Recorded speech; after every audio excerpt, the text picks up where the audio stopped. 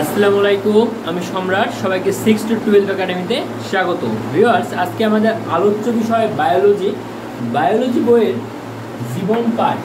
Viewers, জীবন পাঠ অধ্যায়ের আমরা আজকে জীববিজ্ঞানের শাখা নিয়ে আলোচনা করব। ভিউয়ার্স, জীববিজ্ঞানের শাখা নিয়ে আলোচনা করার আগে ভিউয়ার্স চলো একটু দেখে নিই যে বায়োলজি শব্দটি কিভাবে আমাদের কাছে আসলো আর বায়োলজির ইতিহাসটা একটু আমরা জেনে নিই। ভিউয়ার্স, একটু লক্ষ্য করো, বায়োলজি শব্দটি বায়োলজি। ভিউয়ার্স, একটু লক্ষ্য করো, এই বায়োলজি শব্দটি দুইটা শব্দ নিয়ে গঠিত। এই একটি অংশ হলো বায়োস আর একটি শব্দের অর্থ হলো লগোস। এই বায়োস শব্দের অর্থ হলো জীবন আর এই লগোস শব্দের অর্থ হলো জ্ঞান, অর্থাৎ জীবন সম্পর্কিত যে জ্ঞান সেটাই হলো বায়োলজি। ভিউয়ার্স, জীববিজ্ঞানের জনক হলো অ্যারিস্টটল, কিন্তু এই বায়োলজি শব্দটি প্রথম প্রবর্তন করেন বিজ্ঞানী ল্যামার্ক। বিজ্ঞানী ল্যামার্ক যিনি বিবর্তনের জনক, সেই ল্যামার্ক এই বায়োলজি শব্দটি প্রথম প্রবর্তন করে। ভিউয়ার্স, এবার একটু লক্ষ্য করো,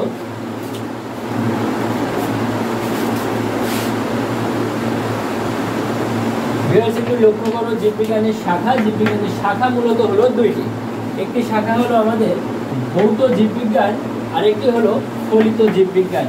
ভিউয়ার্স, একটু লক্ষ্য করে, এখানে এই ভৌত জীববিজ্ঞানের সর্বমোট 11টি শাখা আছে। ভিউয়ার্স, একটু লক্ষ্য করে, 11টি শাখার ভিতরে প্রথমটি হচ্ছে অঙ্গ সংস্থান, যেটা ইংরেজি প্রতিশব্দ হলো মরফোলজি। এই অংশে জীবের অঙ্গ সংস্থান নিয়ে আলোচনা করা হয়, অর্থাৎ জীবের অঙ্গ সম্পর্কিত যে আলোচনা সেটা হলো অঙ্গ সংস্থানিক আলোচনা। ভিউয়ার্স, পরবর্তী লক্ষ্য করো, শ্রেণীবিন্যাস। শ্রেণীবিন্যাস হলো ট্যাক্সোনমি, ইংরেজি প্রতিশব্দ। ভিউয়ার্স, শ্রেণীবিন্যাস যে জীববিজ্ঞানের বিজ্ঞানী ক্যারোলাস লিনিয়াস যে শ্রেণীবিন্যাস প্রবর্তন করেছিলেন, সেই শ্রেণীবিন্যাসেই ট্যাক্সোনমি। বিভিন্ন ধাপে 7টি ধাপ আছে, 7টি ধাপে বিভক্ত করা হয়। যে 7টি ধাপ আলোচনা করা হয় এই শ্রেণীবিন্যাস অথবা ট্যাক্সোনমি শাখায়। ভিউয়ার্স, পরবর্তীটিকে লক্ষ্য করো, পরবর্তীতে আছে শারীরবিদ্যা, ইংরেজি প্রতিশব্দ হলো ফিজিওলজি, অর্থাৎ এখানে শারীরবিদ্যা নিয়ে আলোচনা করা হয়, অর্থাৎ শরীর সম্পর্কিত যে আলোচনা সেটা হলো ফিজিওলজি। ভিউয়ার্স, পরবর্তীটিকে লক্ষ্য করো, হিস্টোলজি। হিস্টোলজি শব্দের ইংরেজি প্রতিশব্দ হলো হিস্টোলজি। ভিউয়ার্স, একটু লক্ষ্য করো, হিস্টোলজি শাখায় আমাদের জীববিজ্ঞানের কোষ সম্পর্কিত যে আলোচনা, অর্থাৎ কোষ নিয়ে যে আলোচনা সেটা আলোচনা করা হয়। জীবদেহের গঠন এবং কার্যাবলীর এককে যে কোষ বলে সেটা আলোচনা করা হয় জীববিজ্ঞানের এই হিস্টোলজি শাখায়। ভিউয়ার্স, পরবর্তী হলো ভ্রূণবিদ্যা, ইংরেজি প্রতিশব্দ হলো এমব্রায়োলজি। ভ্রূণবিদ্যায় জীবের ভ্রূণ সম্পর্কিত আলোচনা করা হয়ে থাকে। ভ্রূণ যে প্রক্রিয়ায় জাইগট গঠন করে, জাইগট থেকে বাস্কুলা, ফেস্টুলা, গ্যাস্টুলা এবং মানুষের জন্ম হয় অথবা কোনো প্রাণীর জন্ম হয় সে সম্পর্কিত আলোচনা করা হয়। ভিউয়ার্স, পরবর্তীটি লক্ষ্য করো, কোষবিদ্যা। কোষবিদ্যার ইংরেজি প্রতিশব্দ হলো সাইটোলজি, অর্থাৎ এখানে কোষ সম্পর্কিত আলোচনা করা হয়। যে জীবদের গঠন এবং কার্যাবলীর এককে কোষ বলে। একটি ক্ষুদ্র কোষ হতে অনেক বৃহৎ কোষের জন্ম হয়। ভিউয়ার্স, পরবর্তীতে লক্ষ্য করো, বংশগতিবিদ্যা, যেটা হলো জেনেটিক্স। জেনেটিক অংশে জিন সম্পর্কিত আলোচনা করা হয়।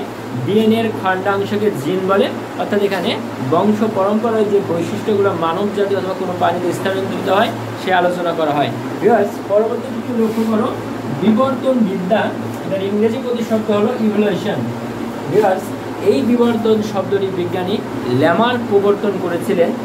যে বিবর্তন তত্ত্বটি বহুল সমালোচিত, কারণ এই বিবর্তন নিয়ে যেসব সমালোচনা হয়েছে তার প্রকৃত প্রমাণ কিন্তু ল্যামার্ক করে যেতে পারেনি। যেখানে বিজ্ঞানী ল্যামার্ক আমাদের জিরাফ সম্পর্কিত আলোচনা করেছিলেন যে এককালে জিরাফের গলা এখনকার মতো হাতের মতো ছোট ছিল, কিন্তু খাদ্যের গ্রহণের জন্য, খাদ্যের প্রতিযোগিতায় বড় গাছের পাতা খাওয়ার জন্য তাদের গলাগুলো একসময় লম্বা হয়ে যায়, বর্তমান জিরাফের আকৃতি ধারণ করে। আবার এইখানে আলোচনা করা হয়েছিল এই বিবর্তন তত্ত্বে যে এখনকার যেই বক আছে সেই বকের গলা এত লম্বা ছিল না, আমাদের সাধারণ হাঁসের মতো এই বকের গলা লম্বা ছিল, কিন্তু গভীর পানিতে খাদ্য খাওয়ার জন্যে বিভিন্ন চেষ্টা করার জন্য আস্তে আস্তে বকের গলাটি লম্বা হয়ে যায়। যদিও এই তত্ত্বটি বহুল সমালোচিত তত্ত্ব, কারণ এটার অনেক প্রমাণ বিজ্ঞানী ল্যামার্ক দিতে পারেননি। ভিউয়ার্স, পরবর্তীটি লক্ষ্য করো, বাস্তুবিদ্যা, এটা হলো ইকোলজি, অর্থাৎ বাস্তুবিদ্যা ইকোলজি, যে জীবদেহের ভৌত রাসায়নিক পরিবেশে যেসব জীব বসবাস করে, জীবের বাসস্থান সম্পর্কিত আলোচনা, সেটা এই বাস্তুতন্ত্রে হয়ে থাকে। পরবর্তীটি হলো এন্ডোক্রাইনোলজি। পরবর্তীটি হলো এন্ডোক্রাইনোলজি। এখানে জীবদেহের হরমোনের কার্যকারিতা নিয়ে আলোচনা করা হয়ে থাকে। অর্থাৎ ভিউয়ার্স, হরমোন একটি রাসায়নিক পদার্থ যা কোনো কোষে উৎপন্ন হয়ে পরবর্তী অথবা দূরবর্তী কোষের কার্যাবলী নিয়ন্ত্রণ করে থাকে, সেই সম্পর্কিত আলোচনা হয়ে থাকে আমাদের এখানে এন্ডোক্রাইনোলজিতে।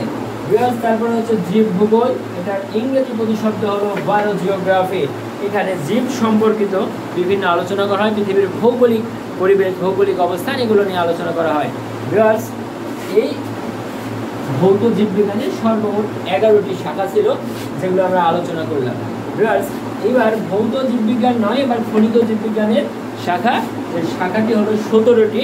ভিউয়ার্স, প্রথম শাখা হলো জীবাশ্ম বিজ্ঞান, ইংরেজি শব্দ হলো প্যান্থিওলজি।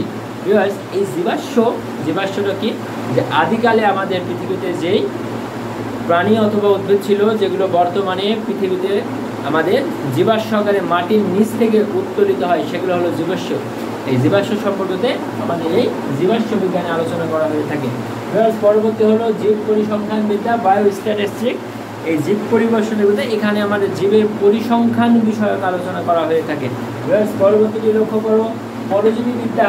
এটা হলো প্যারাসিটোলজি। পরজীবী বিদ্যা হচ্ছে অন্যের উপরে নির্ভরশীল হয়ে জীবনযাপন করা। অর্থাৎ এই পরজীবী দুই প্রকারের হয়ে থাকে, একটা বহিঃপরজীবী আর একটা অন্তঃপরজীবী। বহিঃপরজীবী বাইরে অবস্থান করে আর অন্তঃপরজীবী অন্তঃ অবস্থান করে। এই পরজীবীতে কেউ কখনোই উপকৃত হয় না, দুইজনই অথবা দুইজনের ভিতরে একজন ক্ষতিগ্রস্ত হয়ে থাকে। এগুলো নিয়ে আলোচনা করা হয়ে থাকে আমাদের এই পরজীবী বিদ্যায়। পরবর্তীতে আছে মৎস্য বিজ্ঞান। ইংরেজি প্রতিশব্দ হলো ফিশারিজ। এখানে মাছ সম্পর্কিত আলোচনা করা হয়ে থাকে, অর্থাৎ বিভিন্ন প্রজাতির যে মাছ আছে সেগুলো নিয়ে আলোচনা করা হয়ে থাকে। পরবর্তীতে আছে কীটতত্ত্ব। ইংরেজি প্রতিশব্দ হলো এন্টোমোলজি। এইখানে কীটতত্ত্ব বিভিন্ন কীটপতঙ্গ ক্ষুদ্র আকৃতির, যেগুলো কিছু প্রয়োজনীয় আছে, অনেকটা অপ্রয়োজনীয় আছে, যেগুলো ক্ষতিকর আছে, সেগুলো আলোচনা করা হয় এই কীটতত্ত্বে। তারপরে আছে অণুজীব বিজ্ঞান। এটার ইংরেজি প্রতিশব্দ হলো মাইক্রোবায়োলজি। অণুজীব হলো অনেক ক্ষুদ্র। এই অণুজীবে অনেক সময় কোষ থাকে, অনেক সময় থাকে না। যেরকম ব্যাকটেরিয়া হলো এককোষী আর ভাইরাস হলো অকোষীয়। ভাইরাসের দিয়ে কোনো কোষ থাকে না, সেই সম্পর্কিত আলোচনা হয় অণুজীব বিজ্ঞানে। পরবর্তীতে হলো কৃষি বিজ্ঞান। ইংরেজি প্রতিশব্দ হলো এগ্রিকালচার। অর্থাৎ কৃষি সম্পর্কিত এখানে আলোচনা হয়, ফসলের নতুন জাত আবিষ্কার, নতুন নতুন ঋতু নিরপেক্ষ ফসল এর জাত আবিষ্কার, এই শাখাতে আলোচনা হয়। পরবর্তীতে আছে মেডিকেল সায়েন্স, চিকিৎসা বিজ্ঞান। এই চিকিৎসা বিজ্ঞানের চিকিৎসা সম্পর্কিত আলোচনা করা হয়ে থাকে, যেগুলো মেডিকেল সায়েন্স। মানুষের বিভিন্ন রোগ হলে সেই রোগের প্রতিষেধক হিসাবে টিকা, আমাদের দেহে কীভাবে অ্যান্টিবডি তৈরি হবে সে সম্পর্কিত আলোচনা করা হয়ে থাকে। তারপরে আছে জিন প্রযুক্তি। জিন প্রযুক্তি হলো আমাদের জেনেটিক ইঞ্জিনিয়ারিং। এখানে জিন সম্পর্কিত আলোচনা হয়। ডিএনএর খণ্ডাংশকে জিন বলে, যা এক বংশ থেকে বংশ পরম্পরায় জিনের বৈশিষ্ট্য অথবা জীবের বৈশিষ্ট্য প্রকাশিত করে থাকে। পরবর্তীতে জায়গার অভাবে আমাদের পরবর্তী যে অংশ আছে সে হলো, এখানে আমাদের জিন প্রযুক্তির পরে আরেকটি শাখা হলো প্রাণ রসায়ন, যেটা হলো বায়োকেমিস্ট্রি। এখানে জীববিজ্ঞানের প্রাণ রাসায়নিক কার্যগুলি নিয়ে আলোচনা করা হয়। তার পরবর্তী যেটা আছে সেটা হলো পরিবেশ বিজ্ঞান। ইংরেজি প্রতিশব্দ হলো এনভায়রনমেন্টাল সায়েন্স। এখানে পরিবেশ সম্পর্কিত আলোচনা করা হয়ে থাকে, অর্থাৎ পরিবেশের ভালো খারাপ দিক, কীভাবে বর্তমান পরিবেশ নষ্ট হয়ে যাচ্ছে সে সম্পর্কিত আলোচনা হয়। তারপরে আছে সামুদ্রিক জীববিজ্ঞান। এটা হলো মেরিন বায়োলজি। এটা সমুদ্র সম্পর্কিত আলোচনা করা হয়ে থাকে। পৃথিবীতে প্রথম পানির অস্তিত্ব পাওয়া গেছিল এই সমুদ্রে। ভিউয়ার্স, এই সমুদ্র সৃষ্টি হয়েছিল যখন পৃথিবী সৃষ্টি হয়েছিল তখনই।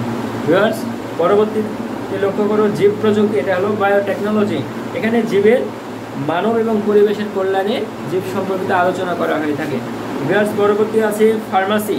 ফার্মাসি হলো ঔষধ শিল্প সম্বন্ধে বিভিন্ন আলাপ আলোচনা করা হয়ে থাকে। এই ফার্মাসি থেকেই মূলত ওষুধের আবিষ্কার এবং প্রয়োগ করা হয়ে থাকে। পরবর্তীতে লক্ষ্য করো বন্য প্রাণীবিদ্যা। ইংরেজি প্রতিশব্দ হলো ওয়াইল্ড লাইফ। ভিউয়ার্স, এটা হলো বন্য প্রাণী বিষয়ক বিজ্ঞান।